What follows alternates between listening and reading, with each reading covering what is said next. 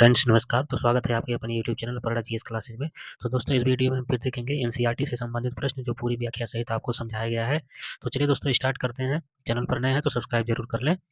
तो स्टार्ट करते हैं हम लोग। पहला क्वेश्चन देखते हैं यहाँ पे। जो पहला क्वेश्चन है, निम्नलिखित कथनों पर विचार कीजिए।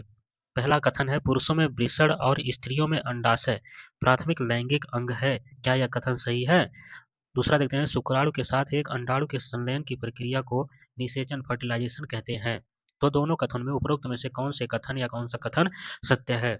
तो इसमें देखते हैं, जो पुरुषों में वृषण और स्त्रियों में अंडाशय प्राथमिक लैंगिक अंग है, जी हाँ, ये 100% सही है। वृषण और स्त्रियों में अंडाशय युग्मक जनन विधि द्वारा क्रमशः नर युग्मक यानी शुक्राणु और मादा युग्मक यानी अंडाणु उत्पन्न करते हैं। वृषण में यहाँ पे मैंने लिख दिया है जो नया कथन है, वृषण में अपरिपक्व नर कोशिकाएं शुक्र जनन द्वारा शुक्राणु उत्पन्न करती हैं, जो कि यह प्रोसेस किस अवस्था में होता है? तो यह प्रोसेस किशोरावस्था में होता है। और जो शुक्राणु उत्पन्न करती हैं कोशिकाएं, जो शुक्र जनन होती हैं, उन्हें शुक्राणु उत्पन्न करते हैं। तो इसमें जो पूछा जा रहा है कि कौन से कथन सत्य हैं, तो इसमें केवल एक, केवल दो, एक और दो दोनों, ना तो एक ना ही दो। तो इसका जो सही आंसर हो जाएगा वो हो जाएगा ऑप्शन नंबर सी। इसमें एक और दो दोनों सही है। यहाँ पे शुक्राणु के साथ दूसरा देखेंगे, एक अंडाणु के संलयन की प्रक्रिया को निषेचन कहते हैं। तो जी हाँ, बिल्कुल 100% राइट है। तो ये दोनों सही हो जाएगा इसका। तो चलते हैं नेक्स्ट प्रश्न पर। तो दोस्तों, किसी भी शिशु के लिंग निर्धारण में प्रमुख भूमिका होती है पिता की, माता की, माता पिता की, इनमें से कोई नहीं। तो इसका सही आंसर हो जाएगा, देखेंगे हम लोग, स्त्री में जो गुणसूत्र होते हैं, यहाँ पे आपको अच्छे से समझाना पड़ेगा। जो स्त्री है और पुरुष है, स्त्री और पुरुष में जो लिंग गुणसूत्रों की संख्या होती है, इसमें देखेंगे, इसमें यक्ष यक्ष स्त्री में होती है और पुरुषों में यक्ष वाई होता है। तो इसमें देखेंगे इस जो 50-50% गुणसूत्र होते हैं, तो शुक्राणु में लिंग गुणसूत्र जैसे 50-50% होंगे, तो इसमें 50% इसका, 50% यह यक्ष और 50% यह यक्ष और 50% यह वाई। तो इसमें देखेंगे इस स्त्री का यक्ष और पुरुष का यक्ष गुणसूत्र मिलेंगे। अगर यक्ष यक्ष गुणसूत्र मिलेंगे तो यानी कि वहाँ पे लड़की पैदा होने की संभावना रहेगी। अगर इस स्त्री का यक्ष लिंग गुणसूत्र और पुरुष का वाई लिंग गुणसूत्र मिलेगा तो यह मिलकर बनाएगा यक्ष वाई लिंग गुणसूत्र, जिससे जिससे आपके लड़का होने का पूरा संभावना रहेगा। तो यहाँ पे यक्ष वाई गुणसूत्र यानी कि जो लिंग का निर्धारण होगा वो पिता के लिंग गुणसूत्र से निर्धारण होता है। तो यहाँ पे जो राइट आंसर हो जाएगा ऑप्शन नंबर 1 इसका राइट आंसर हो जाएगा। किसी भी शिशु के लिंग निर्धारण में प्रमुख भूमिका होती है तो वो पिता की होती है। तो आशा करते हैं इस डायग्राम से आपको समझ में आ गया होगा। तो चलते हैं नेक्स्ट प्रश्न पर। मानव शरीर में, और इसको थोड़ा सा और डिस्क्राइब करेंगे, तो देखेंगे इसमें कि जो स्त्री में गुणसूत्र का स्वरूप होता है वो यक्ष यक्ष होता है और पुरुषों में यक्ष वाई होता है। तो इसीलिए स्त्री द्वारा उत्पादित सभी अगुणित युग्मकों में यक्ष लिंग गुणसूत्र, जो यक्ष लिंग गुणसूत्र होते हैं, जबकि पुरुष शुक्राणुओं में लिंग गुणसूत्र या तो यक्ष होगा या तो वाई लिंग गुणसूत्र होंगे। इसीलिए 50% शुक्राणुओं में यक्ष लिंग गुणसूत्र और 50% शुक्राणुओं में वाई लिंग गुणसूत्र होता है। यहाँ पे हम लिख दिया है 50% में यक्ष गुणसूत्र होता है और 50% में वाई गुणसूत्र होता है। अगर दोनों का यक्ष यक्ष मिलते हैं तो लड़की होती है, और स्त्री का यक्ष और पुरुष का वाई मिलते हैं तो लड़का होता है। तो इससे सिद्ध होता है कि जो लिंग निर्धारण में प्रमुख भूमिका होती है वो पिता की होती है। तो चलते हैं नेक्स्ट प्रश्न देखते हैं। मानव शरीर में पल रहे भ्रूण को ऑक्सीजन तथा पोषण की आपूर्ति एवं कार्बन डाइऑक्साइड तथा भ्रूण द्वारा उत्सर्जित अवशिष्ट पदार्थों को बाहर निकालने का कार्य कौन करता है? तो ऑप्शन देखते हैं, श्लेष्मल प्लग, गर्भाशय ग्रीवा, अपरा जिसे प्लेसेंटा बोला जाता है, और चौथा है फैलोपियन ट्यूब। तो इसमें जो सही देखते हैं क्या होगा, जो भ्रूण होता है, भ्रूण, तो भ्रूण मातृ शरीर के साथ, पहले देखेंगे इसका जो सही आंसर होगा वो होगा अपरा। अपरा जिसे प्लेसेंटा भी बोला जाता है। तो अब सवाल उठता है अपरा क्या होता है? तो अपरा देखेंगे जो भ्रूण होता है यानी कि गर्भ, गर्भ में, इसको हम भ्रूण भी बोल सकते हैं, भ्रूण मातृ शरीर का, देखेंगे यहाँ पे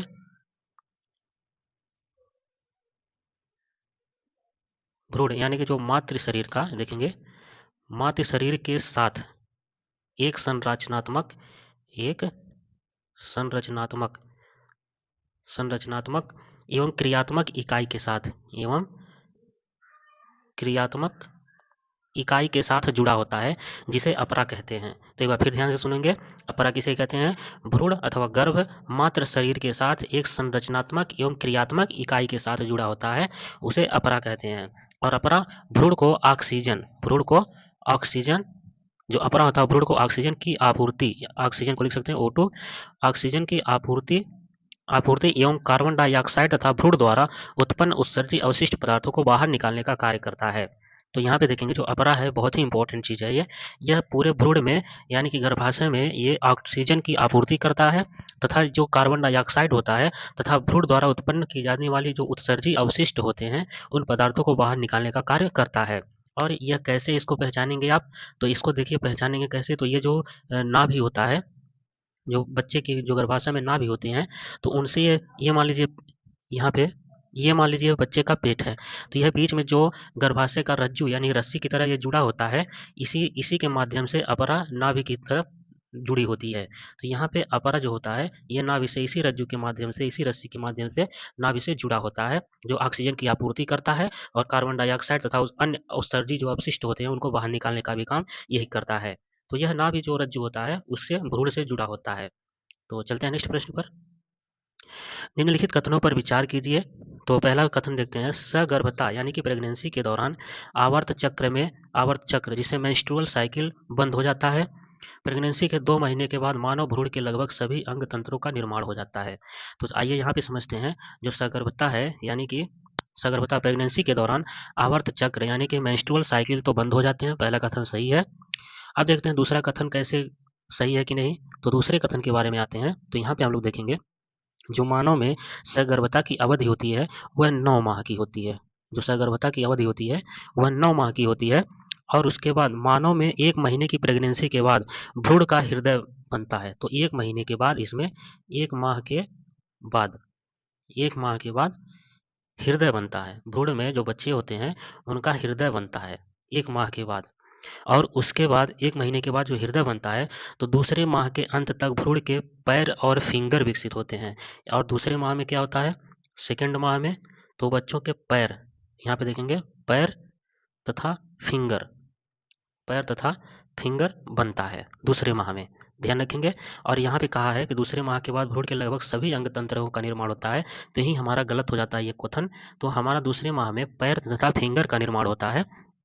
और 12वें सप्ताह यानी कि पहली तिमाही में, पहली फर्स्ट तिमाही में, जिसे हम 12वां सप्ताह भी कहते हैं, तो ये फर्स्ट तिमाही में क्या होता है, तो फर्स्ट तिमाही में कि ये अंत तक लगभग सभी प्रमुख अंग तंत्र, सभी प्रमुख अंग तंत्र जो होते हैं उनका निर्माण होता है, सभी प्रमुख अंग तंत्र का निर्माण होने लगता है तीसरे सब यानी कि पहली तिमाही के अंत तक। तो 5वें माह में यहाँ से देखेंगे, जो फिफ्थ मंथ होता है, फिफ्थ मंथ में जो सिर के बाल होते हैं वो सभी का आना स्टार्ट हो जाता है। सिर पर बाल होते हैं उनका आना स्टार्ट हो जाता है 5वें मंथ में। तो इसमें जो सही आंसर होगा, केवल एक इसका राइट आंसर हो जाएगा, ऑप्शन नंबर ए। केवल एक इसका सही है, कथन सत्य है, बाकी सभी कथन गलत हैं। तो चलिए दोस्तों नेक्स्ट प्रश्न पर चलते हैं। भारत में जनसंख्या वृद्धि के कारण हैं, मातृ मृत्यु दर में कमी, शिशु मृत्यु दर में वृद्धि, लोगों की जनन आयु में वृद्धि। तो इसका राइट आंसर देखते हैं क्या होगा। तो इसका जो प्रमुख कारण है, मृत्यु दर में तीव्र गिरावट, मृत्यु दर में तीव्र गिरावट। तो यहाँ पे देखेंगे, जो जनसंख्या वृद्धि के प्रमुख कारण है वो मृत्यु दर में तीव्र गिरावट है, तीव्र गिरावट। और जो इसका तो पहला रीजन हो गया, दूसरा रीजन क्या है, तो दूसरा रीजन ये है कि मातृ मृत्यु दर एवं शिशु मृत्यु दर में कमी। तो मातृ मृत्यु दर एवं शिशु मृत्यु दर में कमी, शिशु मृत्यु दर में कमी, ये हो गया। और उसके बाद मृत्यु दर में कमी के साथ साथ जनन आयु के लोगों की संख्या में वृद्धि। जो यहाँ पे तीसरा रीजन क्या है, तो यहाँ पे लिखा है लोगों की जनन आयु में वृद्धि। तो आजकल जो जनन आयु की वृद्धि हो गई है, इसका मतलब ये कि जहाँ पे पहले आयु जनन में वृद्धि है, उनकी आयु में वृद्धि हो गई है। तो इस तरह से ये 3 रीजन दे सकते हैं। इसमें जो कथन होगा वो भारत में जनसंख्या वृद्धि के कारण है, तो इसमें पहला और तीसरा ऑप्शन सही होगा। इसमें पहला और तीसरा ऑप्शन, ऑप्शन नंबर बी, ये ऑप्शन सही हो जाएगा, ऑप्शन नंबर बी, केवल 1 और 3। तो चलते हैं नेक्स्ट प्रश्न पर। महिलाओं द्वारा खाई जाने वाली गर्भ निरोधक गोलियों में कौन सा हार्मोन होता है, तो ये देखेंगे प्रोजेस्टेरोन, दूसरा है टेस्टोस्टेरोन, और तीसरा है थायरॉक्सिन, और चौथा है इंसुलिन। तो इसमें पूछा जा रहा है महिलाओं द्वारा खाई जाने वाली गर्भ निरोधक गोली में कौन सा हार्मोन होता है, तो इसका राइट आंसर हो जाएगा प्रोजेस्टेरोन। ये गोलियां मार्केट में मुख्य रूप से पिल्स पिल्स के नाम से भी जानी जाती हैं, नाम से प्रसिद्ध हैं। तो यहाँ पे ये जो दवाई होती हैं मुख्य माध्यम से अल्प मात्रा में ली जाने वाली दवाई है। तो नेक्स्ट प्रश्न पर चलते हैं। निम्नलिखित कथनों पर विचार कीजिए। सभी तरह के यौन संचरित रोग पूरी तरह से उपचार योग्य हैं। सभी यौन संचरित रोग संक्रमित माता से उसके गर्भस्थ शिशु में संचारित होते हैं। उपरोक्त में से कौन सा कथन या कौन से कथन सत्य हैं? तो इसमें देखेंगे तो कोई भी जो रोग या संक्रमण है जो मैथुन द्वारा संचारित होती है उन्हें सामूहिक तौर पर यौन संचारित रोग कहते हैं। संचारित रोग या रतिज रोग अथवा जनन मार्ग संक्रमण कहा जाता है। जैसे इस तरह के रोग हैं सुजाक, जैसे सुजाक हो गया, हर्पीज हो गए, हर्पीज, लैंगिक मस्से हो गए, लैंगिक मस्से, लैंगिक मस्से, यकृत शोध बी, आपने सुना होगा इसका नाम, यकृत शोध बी। और उसके बाद HIV या एड्स, HIV एड्स, ये सभी जो रोग होते हैं ये सभी रोग यौन संचारित रोग होते हैं और ये संक्रमित माता पिता से उसके गर्भस्थ शिशु में संचारित होते हैं। तो इसमें पूछ रहा है कौन सा कथन असत्य है, सॉरी कौन सा कथन सत्य है। तो यहाँ पे हम लोग देखते हैं जो इसमें सुजाक है, हर्पीज है, लैंगिक मत्स्य है, यकृत शोध है या HIV है।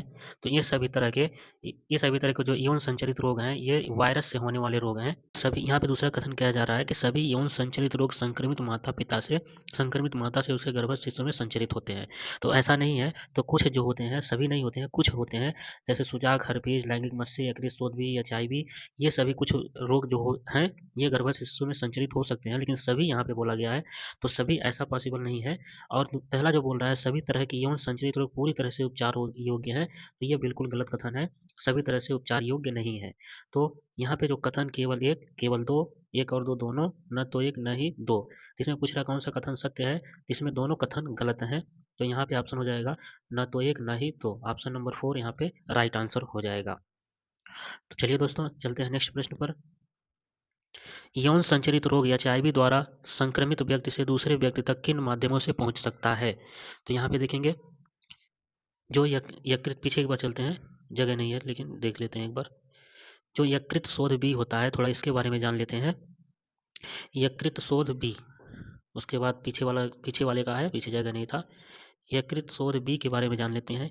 ये जननिक परिसर्प, यकृत शोध बी, और इसके बाद जननिक परिसर्प तथा तीसरा जो है HIV, ये तीनों रोगों का इलाज नहीं है। इन तीनों रोगों का इलाज नहीं है। तो चलिए दोस्तों अब हम इस प्रश्न की बात करते हैं, इसको इरेज करते हैं। अब जो हमारा यहाँ अगला प्रश्न है, अब इसके बारे में देखते हैं क्या कह रहा है। तो साझे प्रयोग वाली सुई के प्रयोग से, संदूषित रक्तदान से यानी कि ब्लड ट्रांसफ्यूजन से, और तीसरा कह रहा है साझा वस्त्र प्रयोग करने से। तो यह किन माध्यमों से पहुंचता है? एक बार क्वेश्चन फिर से पढ़ेंगे। यौन संचरित रोग HIV एक संक्रमित व्यक्ति से दूसरे व्यक्ति तक किन माध्यमों से पहुंच सकता है? तो साझे प्रयोग वाली सुई के प्रयोग से, संदूषित रक्तदान से, साझा वस्त्र प्रयोग से। तो कूट क्या? केवल एक और दो, केवल दो और तीन, उपरोक्त सभी। तो इसमें देखते हैं क्या क्या हो सकता है प्रॉब्लम। तो चलिए आते हैं देखते हैं।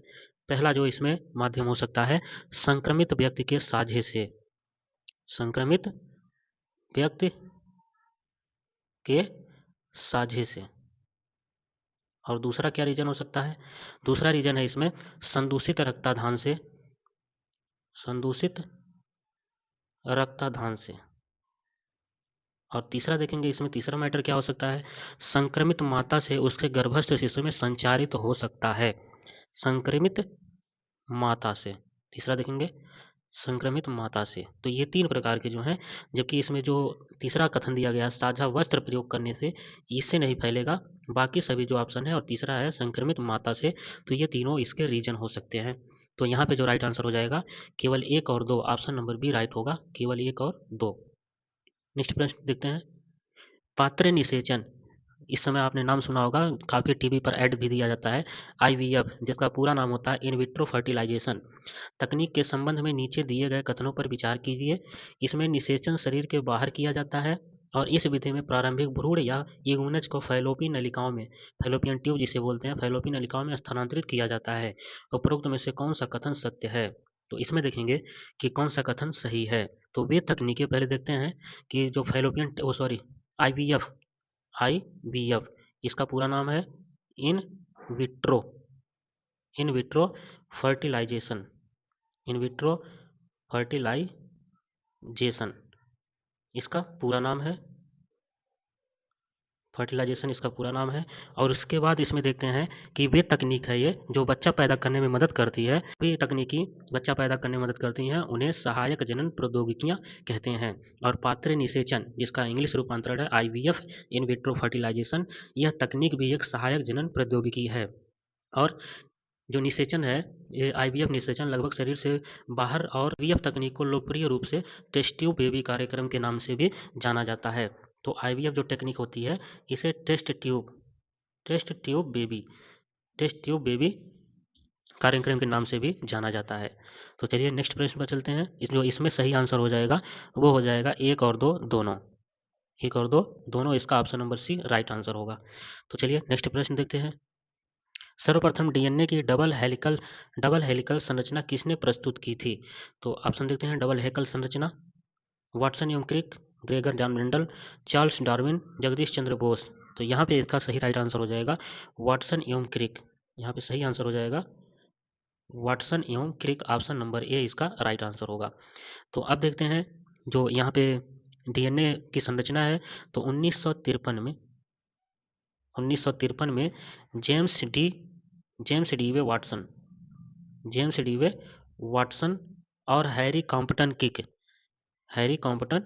क्रिक, इन दोनों ने, वाटसन प्लस क्रिक ने, इन दोनों ने मिलकर के डीएनए की डबल हेलिकल संरचना का प्रस्ताव प्रस्तुत किया था। कब? 1953 में। निम्नलिखित कथनों पर विचार कीजिए। ग्रेगर जॉन मेंडल को आनुवंशिक विज्ञान का जनक कहा जाता है। ग्रेगर मेंडल द्वारा जीव विज्ञान की समस्याओं हेतु सर्वप्रथम सांख्यिकी, विश्लेषण एवं गणित का उपयोग किया गया। और उपरोक्त में से कौन से कथन या कौन सा कथन सत्य है? तो इसमें देखेंगे कौन से कथन सत्य हैं। तो जब ग्रेगर जॉन मेंडल ने मटर के पौधे पर, किस पर किया था? मटर के पौधे पर लगभग 7 वर्षों तक संकरण के लिए प्रयोग किए तथा जीवों की वंशागत नियम को प्रस्तावित किया था। 7 वर्षों तक इन्होंने मटर के पौधों पर संकरण के लिए प्रयोग किए थे तथा जीवों की वंशागत नियम को प्रस्तावित किया था। और मेंडल को ही आनुवंशिक विज्ञान का जनक भी कहा जाता है, क्योंकि आनुवंशिकता की खोज सर्वप्रथम इन्होंने ही की थी। सर्वप्रथम आनुवंशिकता की खोज इन्होंने ही किया था, तो इसलिए इन्हें जो आनुवंशिकी के जनक कहा जाता है वो मेंडल साहब को ही कहा जाता है। तो नेक्स्ट चलते हैं। और दूसरा कथन है यहाँ पे, ग्रेगर मेंडल द्वारा जीव विज्ञान की समस्याओं हेतु सर्वप्रथम सांख्यिकी, विश्लेषण एवं गणित का भी उपयोग इन्होंने ही किया था। तो यहाँ पे दोनों कथन इसमें राइट आंसर होंगे। तो यहाँ पे हो जाएगा 1 और 2 दोनों, ऑप्शन नंबर सी इसका राइट आंसर हो जाएगा। नेक्स्ट प्रश्न देखते हैं। निम्नलिखित कथनों पर विचार कीजिए। मनुष्य में कुल 23 जोड़े क्रोमोसोम होते हैं। नर एवं मादा में केवल एक जोड़ा क्रोमोसोम ही एक समान होता है। शिशु के लिंग निर्धारण में अंडाणु एवं शुक्राणु दोनों की आनुवंशिक संरचना का महत्व होता है। उपरोक्त में से कौन से कथन सत्य है या सत्य है? तो इसमें देखते हैं, मनुष्य में कुल 23 जोड़े, इसमें दिया गया है मनुष्य में कुल 23 जोड़े क्रोमोसोम पाए जाते हैं। क्रोमोसोम जिसे हिंदी में गुणसूत्र बोलते हैं, क्रोमोसोम पाए जाते हैं, जिसमें से 22 जोड़े, जो 22 जोड़े होते हैं, जिसमें से 22 जोड़े वो नर और मादा में समान होते हैं। नर और मादा दोनों में क्या होते हैं? समान होते हैं। इन्हें अलिंग क्रोमोसोम कहा जाता है। इन्हें क्या बोला जाता है? अलिंग क्रोमोसोम बोला जाता है। ये 22 जोड़े जो समान होते हैं नर और मादा में, इन्हें अलिंग क्रोमोसोम कहा जाता है। मादा में एक्स क्रोमोसोम का एक जोड़ा होता है और नर में एक्स के अतिरिक्त एक क्रोमोसोम वाई होता है, जो नर लक्षण का निर्धारण करता है। तो यहाँ पे जो राइट आंसर हो जाएगा केवल 1, 2 और 3, केवल 3, केवल 1 और 3। तो इसका राइट आंसर हो जाएगा ऑप्शन नंबर ए, केवल 1। तो इसमें पूछ रहा है कौन सा कथन सत्य है, तो इसमें केवल एक कथन, पहला कथन सत्य है, बाकी कथन गलत है। निम्नलिखित में से कौन से कथन उत्परिवर्तन को परिभाषित करता है? 2 विभिन्न जीन इकाइयों को मिलाकर एक जीन का निर्माण करना, आनुवंशिकी विकार पैदा करने वाले जीनों को शरीर से बाहर करना, वह क्रिया जिसके द्वारा डीएनए अनुक्रम में बदलाव आता है, हमारे शरीर का जीवाणुओं द्वारा संक्रमित होना। तो यहाँ पे जो सही आंसर होगा, यहाँ पे देखेंगे तो वह क्रिया जिसके द्वारा डीएनए अनुक्रम में बदलाव आता है। तो ऑप्शन नंबर यहाँ पे सी क्या होगा? राइट आंसर हो जाएगा ऑप्शन नंबर सी, वह क्रिया जिसके द्वारा डीएनए अनुक्रम में बदलाव आता है। तो देखिए सी में पूरा परिवर्तन देखते हैं इसका। तो वह क्रिया जिसके द्वारा डीएनए उत्परिवर्तन, तो देखिए उत्परिवर्तन क्या होता है पहले हम देखते हैं। उत्परिवर्तन, उत्परिवर्तन इसमें देखेंगे जो जिन्हें हम म्यूटेशन बोलते हैं। क्या बोलते हैं? म्यूटेशन। जो उत्परिवर्तन होता है वह ऐसी क्रिया है जो डीएनए अनुक्रम में बदलाव लाती है। यह डीएनए अनुक्रम में बदलाव लाती है, बदलाव। और उसके बाद देखते हैं इसके परिणाम स्वरूप जीव के जीनोटाइप और फोनोटाइप में परिवर्तन आ जाता है। उत्परिवर्तनों का जन्म अनेक रासायनिक और भौतिक कारकों द्वारा होता है। परावैंगनिक किरणें जीवों में उत्परिवर्तन पैदा करती हैं। तो जीवों में परावैंगनिक किरणें, कौन सी किरणें? परावैंगनिक किरणें, परावैंगनिक किरणें जीवों में उत्परिवर्तन पैदा करती हैं। तो इसका option number C right answer हो जाएगा। निम्नलिखित में से कौन सा किसी जीव में आनुवंशिक सूचना का वाहक होता है? Chromosome, DNA, mitochondria, RNA. तो इसका राइट आंसर होगा डीएनए। ऑप्शन नंबर डी इसका राइट आंसर होगा डीएनए किसी जीव में आनुवंशिक सूचना का वाहक होता है। तो किसी भी जीव के प्रत्येक लक्षण क्रोमोसोम में विद्यमान डीएनए पर स्थित जीन में निहित होता है। तो डीएनए का फुल फॉर्म क्या होता है? Deoxyribose nucleic acid. Deoxyribose nucleic acid. तो नेक्स्ट चलते हैं। तो आशा करते हैं दोस्तों क्वेश्चन आपको समझ में आया होगा और हम आपको एक पेज और नेक्स्ट लेकर चलते हैं। चलिए यहाँ पे हम नेक्स्ट पेज पर देखते हैं कुछ मोस्ट इम्पॉर्टेंट। तो अब देखते हैं हम लोग आनुवंशिक। चलिए आनुवंशिक विकार क्या होता है? आनुवंशिक विकार, आनुवंशिक विकार देखेंगे क्या होता है। तो आनुवंशिक विकार जो होता है, जैसे इसमें हम लिख लेते हैं कौन कौन होते हैं। हीमोफीलिया, पहला लिख लेते हैं हीमोफीलिया। तो हीमोफीलिया के बारे में जानते हैं। हीमोफीलिया जो होता है, इस रोग में रुधिर के थक्का बनने से संबंध एकल प्रोटीन प्रभावित होते हैं। तो इसमें जो रुधिर का थक्का होता है, थक्का नहीं बनता। अगर किसी को छोटी सी भी चोट लग जाती है तो जो रक्त होता है, रक्त का प्रवाह, रक्त का जो निकलना होता है वो स्टार्ट रहता है, वह बंद नहीं होता, बंद नहीं होता है। हीमोफीलिया होने से अगर थोड़ी सी भी चोट लग जाती है तो उसमें रक्त का निकलना बंद नहीं होता है और इसमें रुधिर का थक्का नहीं जमता। ये हीमोफीलिया होता है। दूसरा क्या होता है इसमें रोग? दूसरा होता है थैलेसीमिया। दूसरा होता है थैलेसीमिया। अब ये थैलेसीमिया क्या होता है? तो इसमें जो शिशु के रोग, शिशु में होता है ये। तो शिशुओं में 3 माह की उम्र में, बच्चों के जो 3 माह की उम्र होती है, 3 माह की उम्र में इसकी पहचान की जाती है। और 3 माह की उम्र में पहचान होने के बाद इसमें होने वाले जो रोगी बच्चे होते हैं, उनके शरीर में रक्त की भारी कमी होती है। इसके द्वारा जो रक्त होता है, रक्त की कमी होती है, जो जिसे बार बार रक्त चढ़ाना पड़ता है उस बालक को, तो वो थैलीसीमिया रोग के कारण होता है। नेक्स्ट पेज देखते हैं। नेक्स्ट पेज पर चलते हैं। अब तीसरा हमारा है थैलेसीमिया। तीसरा क्या, सॉरी, वर्णांधता। तीसरा क्या हमारा, या ये क्या होता है? वर्णांधता। ये भी आनुवंशिक विकार रोग है, वर्णांधता। तो इसमें देखते हैं जो वर्णांधता होती है, यह लाल एवं हरे, लाल व हरे रंग को, हरे रंग को पहचानने में प्रॉब्लम होती है, पहचानने में मुश्किल होता है, पहचानने में कठिनाई होती है। और यह लाल एवं हरे रंग संवेदी शंकु के त्रुटिपूर्ण होने के कारण होता है। इसके परिणामस्वरूप व्यक्ति लाल एवं हरे रंग में विभेद नहीं कर पाता है और यह विकार यक्स क्रोमोसोम पर स्थित, तो किस क्रोमोसोम पर? यक्स क्रोमोसोम पर स्थित कुछ जीनों में उत्परिवर्तन के कारण होता है। तो आशा करते हैं आपको समझ में आ गया होगा। तो दोस्तों अब एक चीज हम देखते हैं कि हमारे पास एक और निकल करके आता है कि डाउन सिंड्रोम क्या होता है। तो डाउन सिंड्रोम देखते हैं इसमें क्या होता है। डाउन सिंड्रोम, डाउन सिंड्रोम क्या होता है दोस्तों, समझा दे रहे हैं। इस आनुवंशिक विकार के कारण 21वें क्रोमोसोम, 21वें क्रोमोसोम की, 21वें क्रोमोसोम की एक अतिरिक्त प्रति आ जाती है, एक अतिरिक्त क्रोमोसोम आ जाता है, अतिरिक्त क्रोमोसोम, क्रोमोसोम आ जाता है। और इसके बाद इस विकार को सर्वप्रथम किसने दिया था? तो इस विकार को सर्वप्रथम लैंगडम, इस विकार को सर्वप्रथम लैंगडम,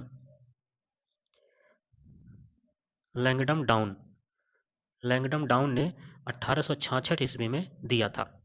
और इस रोगी के जो व्यक्ति होते हैं वो काफ़ी छोटे कद वाले होते हैं, छोटे कद होते हैं उनके, और छोटे गोल सिर होते हैं, छोटे और गोल सिर होते हैं उनके, छोटे गोल सिर एकदम बौने आकार के होते हैं तथा जीभ में खांच होती है और उनका मुंह आंशिक रूप से मुंह उनका थोड़ा सा खुला रहता है, आंशिक खुला रहता है उनका मुंह। तो इस तरह के लोग डाउन सिंड्रोम से पीड़ित होते हैं। इसके बाद हमारा नेक्स्ट पेज देखते हैं, जो नेक्स्ट क्या है इसमें, तो एक आता है टर्नर सिंड्रोम। Turner syndrome.